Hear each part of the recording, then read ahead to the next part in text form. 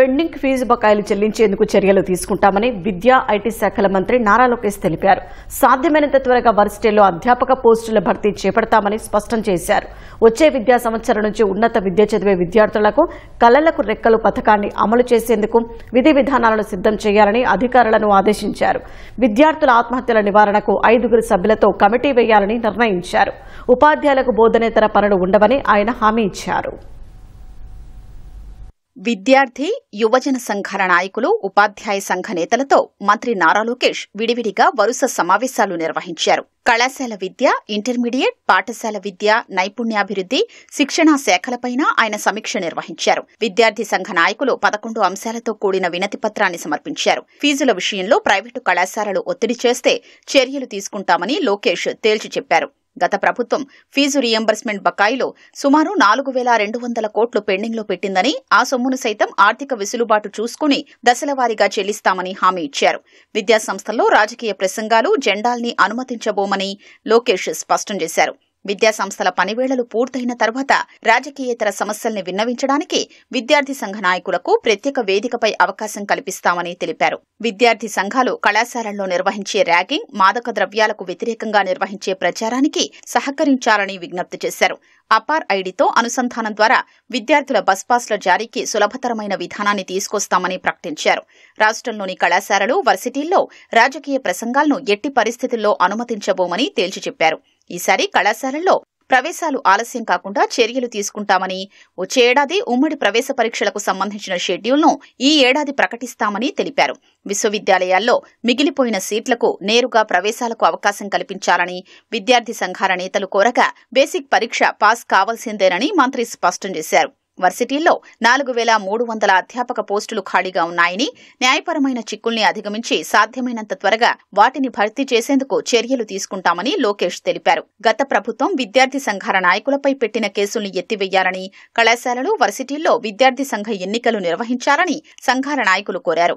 Degree ప్రవేశాలు ఆఫ్లైన్లో నిర్వహించాలని, PG విద్యార్థులకు ఫీజు రీయింబర్స్మెంట్ కల్పించాలని విన్నవించారు. స్వదేశంతో పాటు విదేశాల్లో ఉన్నత విద్య చదవాలి అనుకున్న విద్యార్థినులకు కళలకు రెక్కలు పథకం కింద సాయం అందిస్తామని లోకేష్ తెలిపారు. విద్యార్థుల ఆత్మహత్యలపై మంత్రి ఆందోళన వ్యక్తం చేశారు.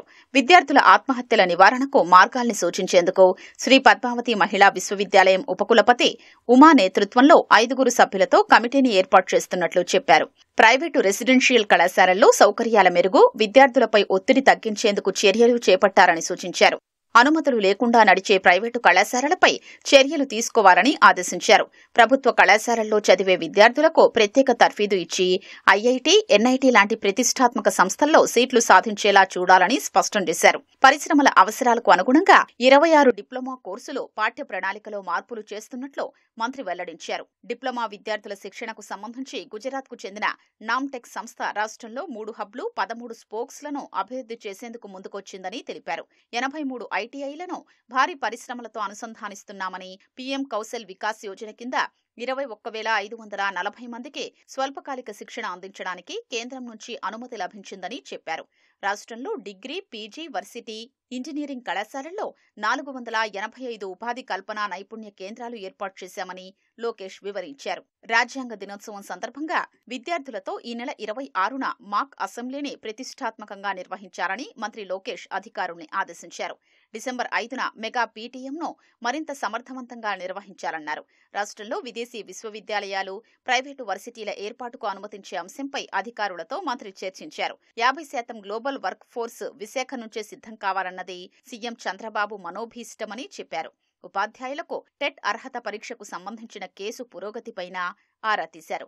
టీచర్లకు ఇకపై బోధనేతర బాధ్యతలు ఉండవని, విద్యార్థుల అభ్యసన సామర్థ్యాలపైనే దృష్టి పెట్టారని మంత్రి తెలిపారు.